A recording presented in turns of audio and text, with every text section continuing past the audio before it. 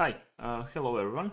So last time we left off basically with our quad, but what we covered was bind groups and bind groups less.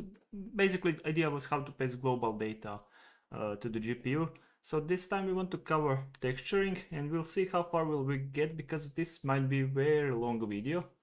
But the idea is to create a texture and then maybe to render it. So yeah, it's just because of the length of the video might be really huge, so I might make it into two videos. One of them will cover loading texture and creating a texture object, and then passing it and all of the data that is needed to the GPU. So for now, I just want to actually have a texture, and I already have added it. So I will leave the description of the texture where to find it in the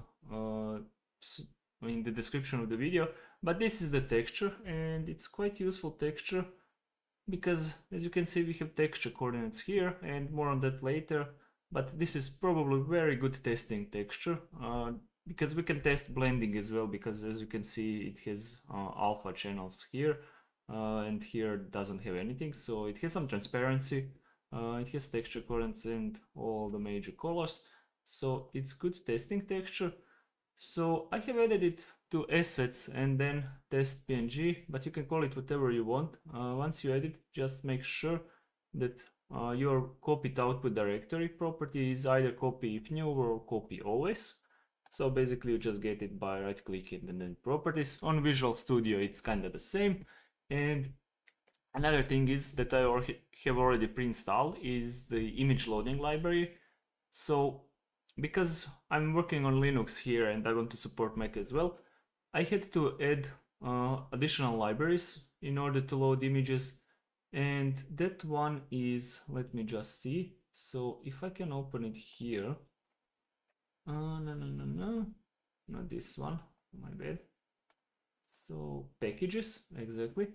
So here I have installed this kia.sharp and also this one, Linux no dependencies, and this one I don't need actually, that's just something that I installed and it's not necessary. But basically you want these two packages. So this one maybe even not, so just this one would be enough if you're on Windows or Mac. This is just for Linux, and if you're not seeing it, I might try to do it like this as well. So we care about this one. Right, this one is good. You can install it and then we're good. We're going to have a method that can load an image. Okay, so going a bit further, yeah, we can start with it. So the first thing that I want to do is just to load an image, because I just want to get that off. So if you install that package, you're going to have this skia.image, right? And we can say image, and then we have this method which is called from encode data.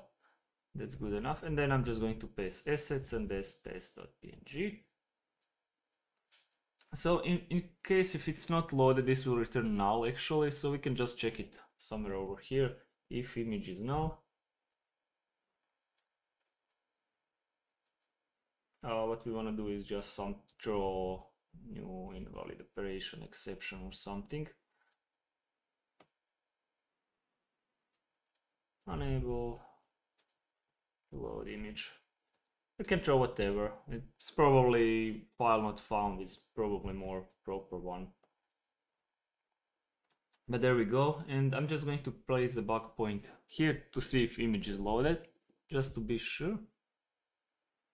So if it's not null, it's loaded. Let's try and see. Yeah, it's here. Okay, cool, it's loaded. All right, so I haven't prepared any presentation for this video. I don't think it's super necessary because we're going to explain everything, but for textures we're just going to need G objects, which are going to be very important. We're going to have texture, texture view, and texture sample. So I'm going to explain them as I go.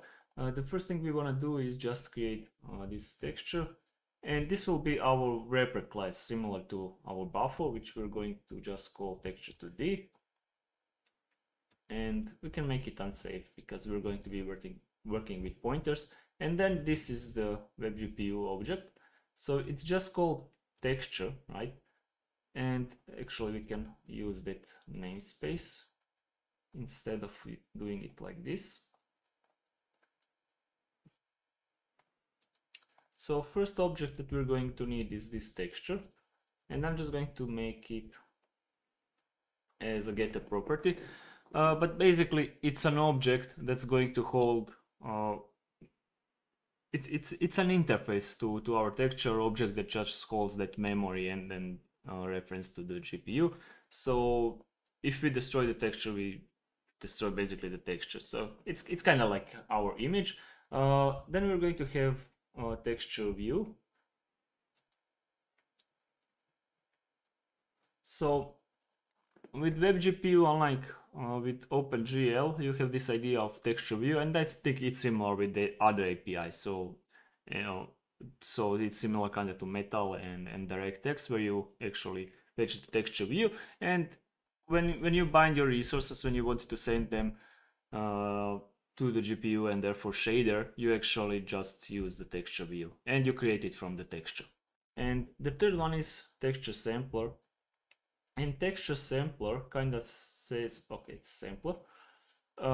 It kind of says how do we sample this texture.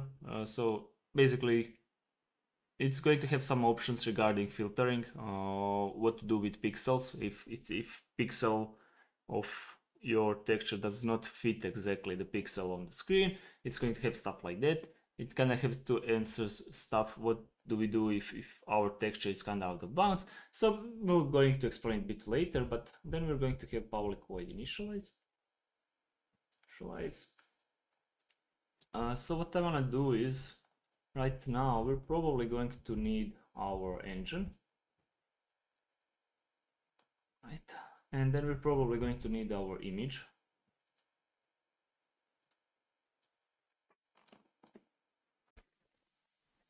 And then we can start creating these objects, but what I want to do is, actually I'm just going to create kind of utility classes. I just want to organize that a bit, because it's going to be way easier while we're working on it.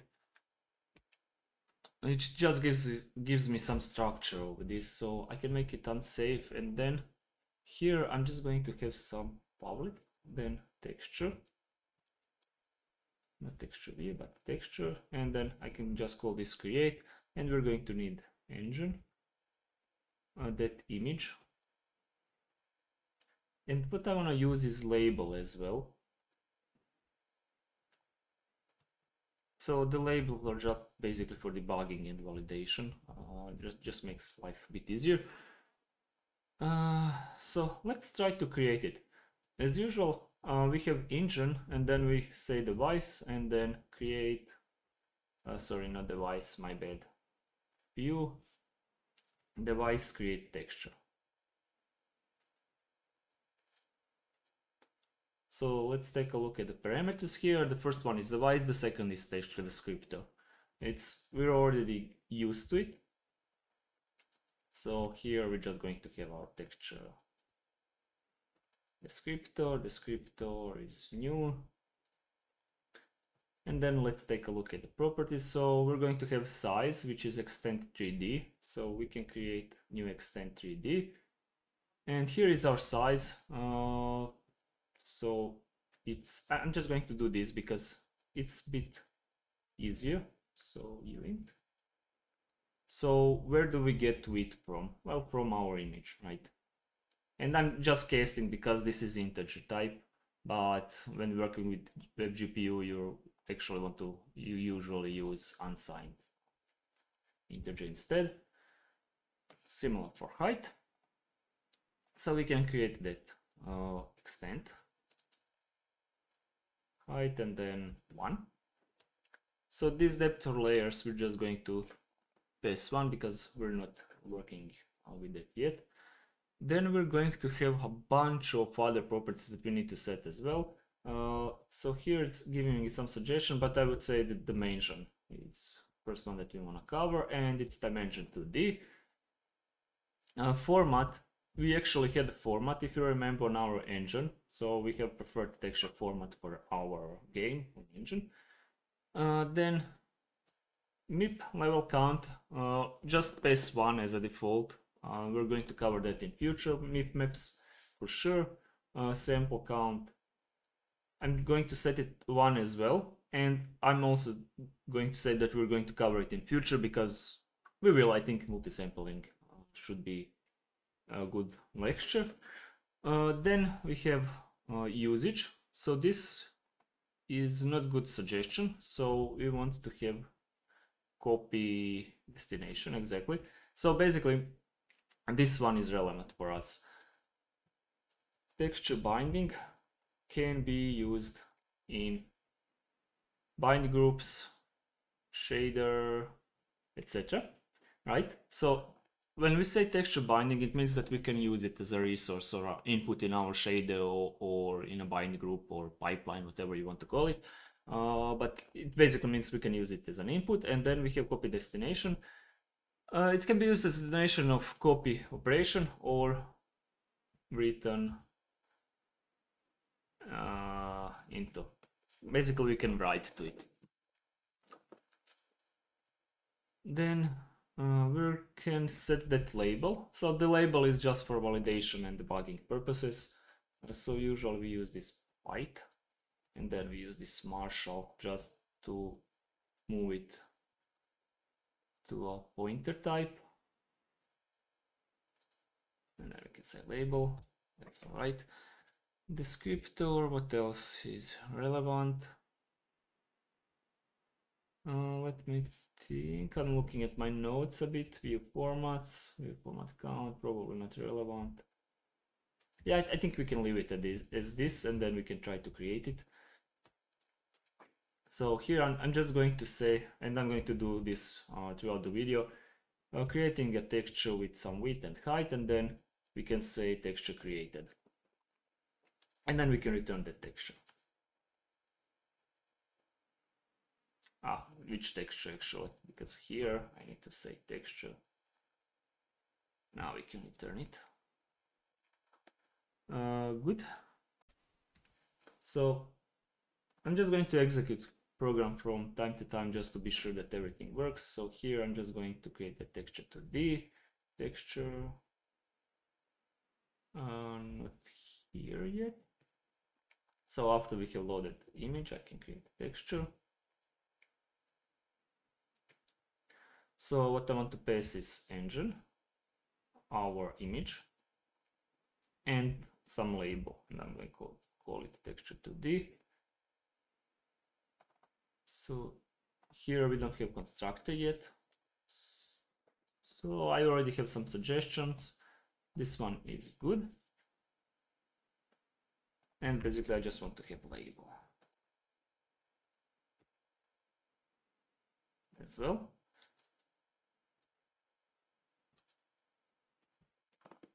All right. So we can use this utility class to create a texture, but I'm just going to use it, this WebGPU util, public static texture util.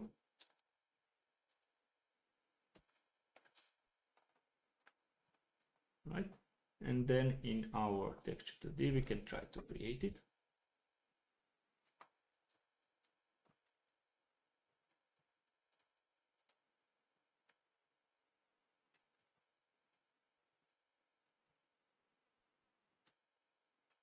Right.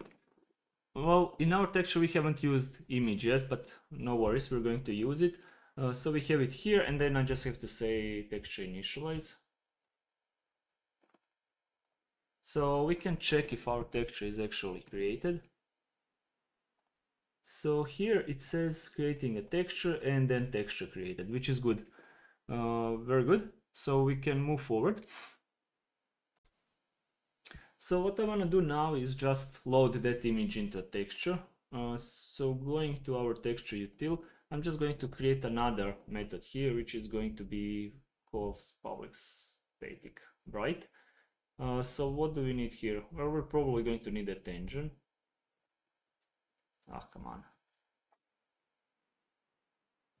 Engine, we're going to need the texture that we usually create and we want to write to, and then the data that we want to write. So here, this is going to be somewhat complex because we just cannot paste the image. We first need to fetch data from the image. So let's focus on that, and I'm just going to copy paste this because I'm going to use it here. So first we need image pixels. So let's try to do that. And for that, we can just use this info object. And if I actually, let me do it like this. So our image has a method called read pixels. And let's take a look at the parameters. We have this image info and then pointer to the pixels. So we can leverage that. So we're going to need this as image info, and then we can create a new instance of that object.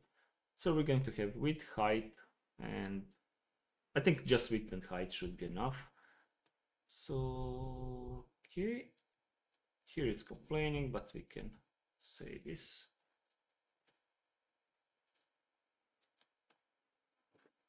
We have that, so we can paste that in. And then we need a pointer to destination pixels. So we're going to need to allocate some array that can hold those pixels.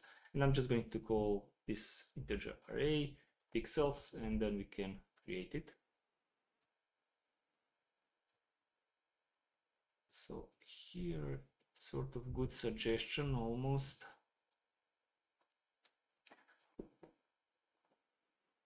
All right, so we need this. And I think it's clear enough. So it's just the pixel array is size of the width and height of image, and then I'm using integer. If you can use essentially bytes as well, but then you have to multiply by 4, right? Because right, we have red, green, blue, and alpha channels. With bytes, you need to take this into account, but since integer is size 4 bytes, it already takes care of it. So we can use it like this. And then here I can just say we need that pointer, so we can use this fixed. I'm going to call it integer pixels pointer.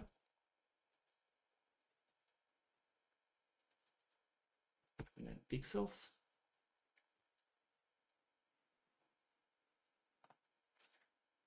So we can use pixels pointer here, and then I'm just going to cast it.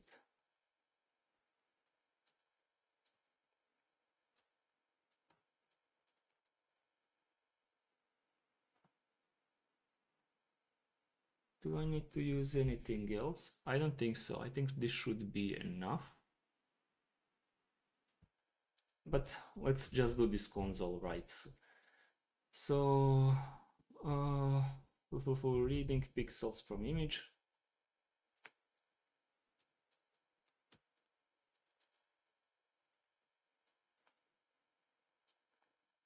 And you can create kind of logger class or something, or pass some boolean to decide to log this. If not, because this is for learning purposes, I'm just going to leave it as is. And we can use that right here. And let's try to see if we can read the pixels. And we have here reading pixels from image, pixels read. That's good. So now we need to actually move those pixels to a texture. So for that, I just need to cancel this. We have a method which is called engine.webgpu write texture. That's how we can write to a texture. Let's just see the parameters here. So we're going to have we have a bunch of parameters here. This one is interesting because we have image copy texture, which is our destination, right? So here we're saying, okay, to which texture do we write to? with this kind of object. Then we have our data, as usual, data size, which is relevant, right size as our extent, and then data layout, texture data layout. So this is just kind of layout of our data that we're passing in. So we kind of need to lay out our pixels array. So basically it's just a bunch of properties where we need to set the size, offset, and stuff like that. So here, write to texture. So first object that we had is image copy texture, and I'm going to call it destination. This. So what does it take? Well, the texture, right? So it takes the texture that where we're going to write to. Then it has a bunch of properties which are basically defaults. MIP levels we're going to cover, origin is set 0, 0, and destination. So here, aspect, we have this depth only, stencil only, but we care about all. Then we can create data layout. So image layout, data layout, source is new, right?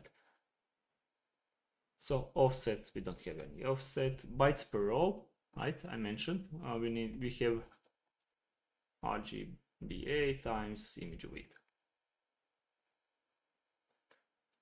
And then rows per image, right? Our image is, what are the rows? Well, the height of our image. So that's how many rows we have.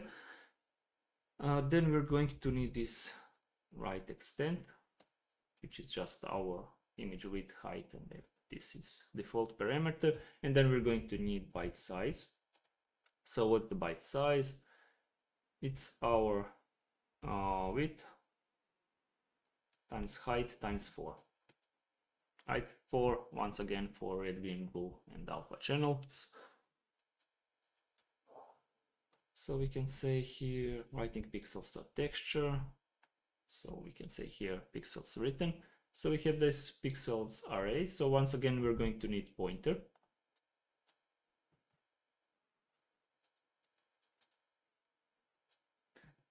And then we can just pass a bunch of parameters to our texture. So the first one is going to be Q. So engine Q. Then if second one, if I remember correctly, was this destination. Then it was our data. Right here, integer pointer data, data size. So that's our byte size. Then the fifth one was source, and then finally extent.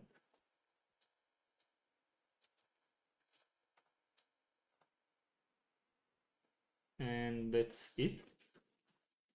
So we can try it. Pixels red, writing pixels to texture, but here it kind of crashed. We never written pixels. It doesn't say why it crashed though.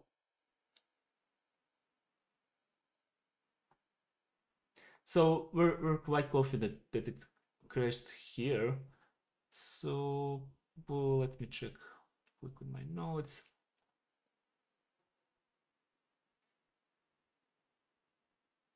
This is pointer source extent. It should be good though.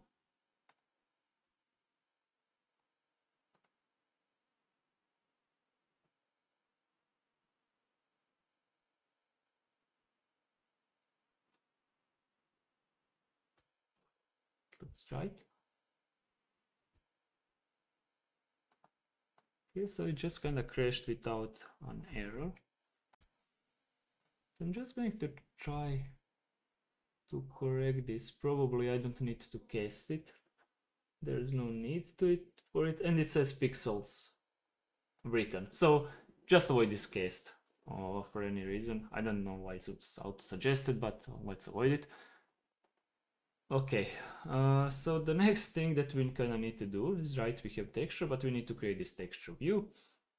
So once again, I'm just going to create a class in our utils, texture view util. Here, as usual, it's going to be unsafe. So we can say public texture view.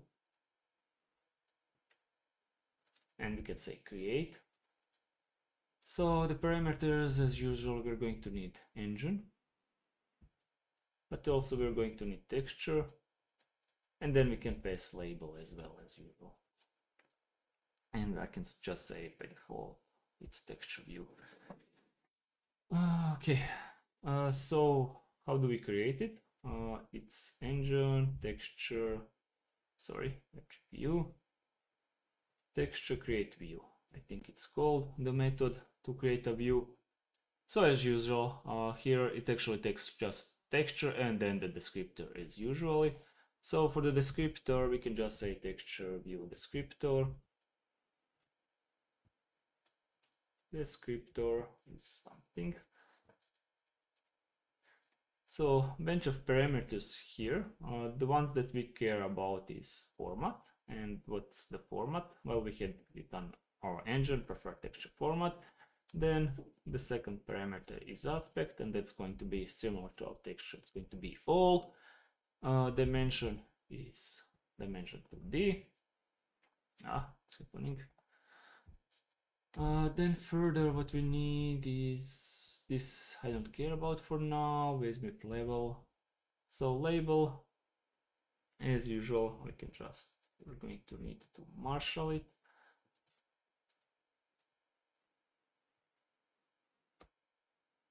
Label. I think those are all properties that we need. So this base map level and map level count we can leave as is. And then we can just, let's say here, description. As usual, I'm just going to use this console-like line, creating a texture view, and then we can say texture view created, and then we can return that texture view which I still haven't created.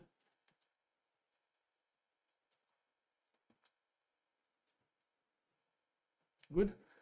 So I'm going to take it, move it to util, and be public, static.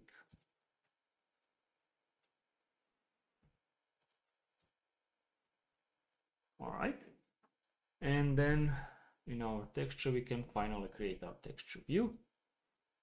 We can try to run it. And it kind of crashed. It says here invalid map level count. No worries, we can fix that real quickly. So map level count, I think by default it should be 1, and then our map level should be by default 0. So map mapping we're going to cover a bit later. Array layer count. So this one is 0. Actually it's 1, my bad. It needs to be 1. Because it kind of already treats it as an array. So it needs to be just 1, which is our, well, basically our base texture. And then array layer count, base array layer, here is 0. I think it's good now. So just some defaults basically. And now the texture view is created. And finally we just need a sampler. And for sampler, very similarly, we're going to do sampler util. As usual, it's going to be unsafe.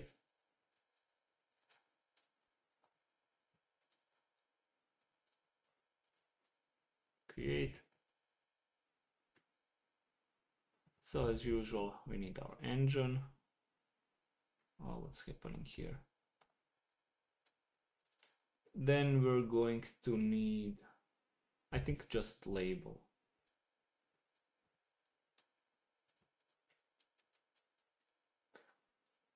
So engine, device create sampler. Is it not like that? It is like that. So as usual, we need device and then descriptor.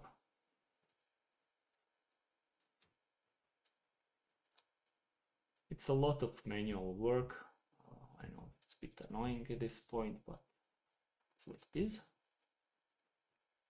So here we have a bunch of properties, and a lot of them actually can be left as defaults. I'm just going to say compare because that one is kinda important, and here actually it's not important. Nothing is, we can just create our sample, I believe, and that's fine because defaults are fine. Here it's suggesting something, but we can cover that in future, so it's not super relevant. So we can say creating sampler, and then we can say sampler created. Of course, I always forgot this. So sampler, I always forget it. We can return that sampler. We're going to take that in. Create here public static our sampler, and then texture sampler equal to this.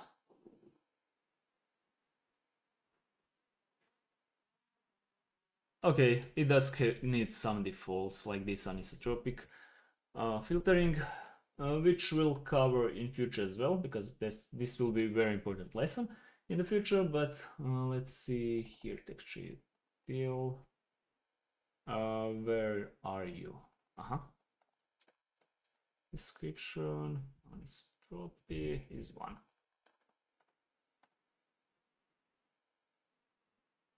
Okay, one default parameter. Nice. We have created it.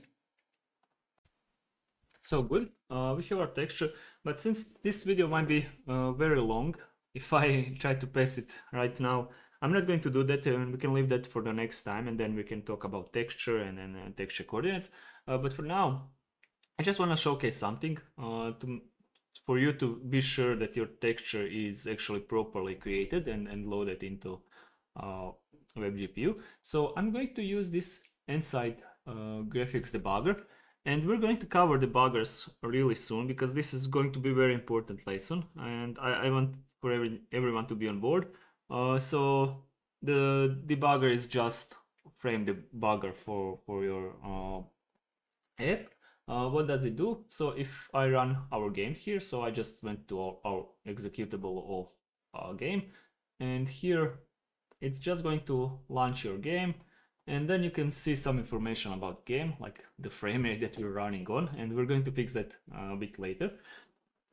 But if I just capture the frame, it says here hit F11, it's going to do this, right? So you can go through this frame, and then it's going to just present stuff like this when we draw, but that's not important. This is going to be more important in the future. What I wanted to showcase is here actually.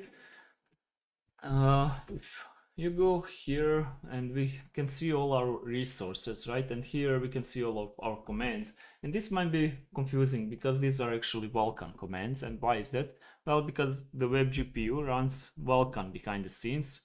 So if you're using it on Windows, for example, with DirectX, this might be different. It might be different for macOS as well. But here, so just so that you're aware, we're going to be working with Vulkan mostly, but I might showcase DirectX 12, and maybe it wouldn't be bad to fire Mac and showcase Metal as well. But really important thing is this, what I wanted to showcase. So we have our resources, and this one is important because it's our image. So we're quite sure that our image or texture is created and is properly loaded to the GPU, right? It resides on the GPU. That's good. So it means even though we don't see it and use it in our application yet, it actually exists and it's there, ready to be used. So we're going to cover that next time.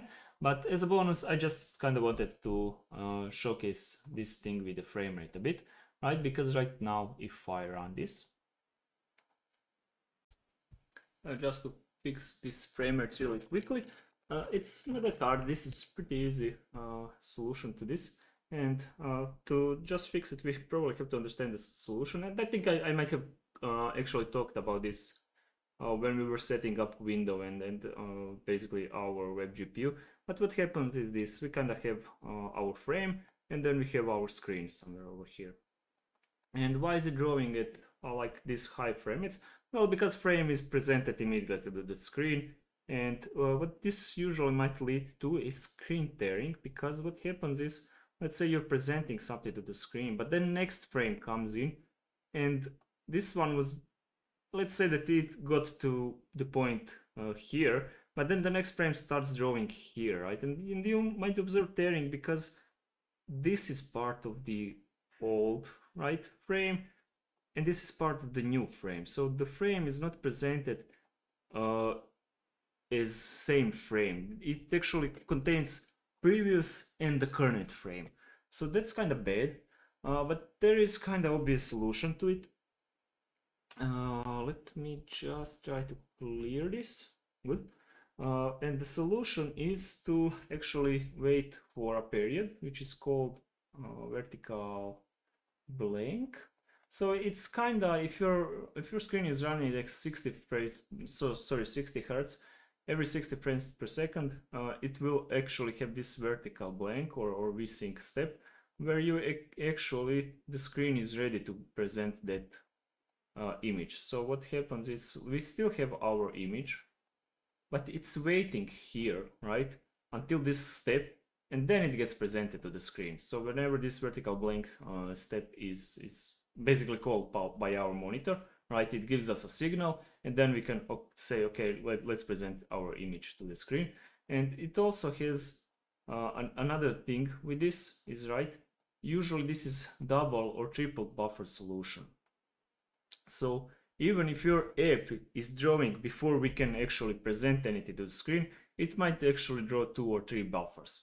And the first one that goes out, it depends on mode, but usually the first one that was in queue, let's say that this is queue and we have 0, 1, and 2, the first one in queue will be presented, right? And the next frame, this one will go below, right?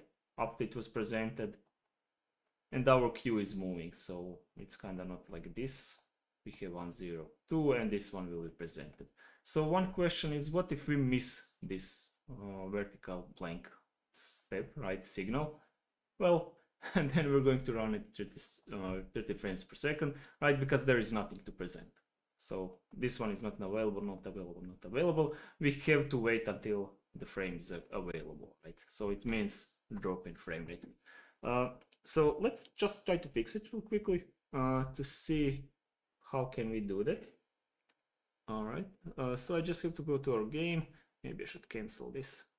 All right, and we can just change our present mode, and maybe you already had it. Maybe you already had some other present mode, but I'm just going to call it to this one. And it means first in, first out. Mode waits for the next blank. Yep, that's it. And if I build it, then I can run it again.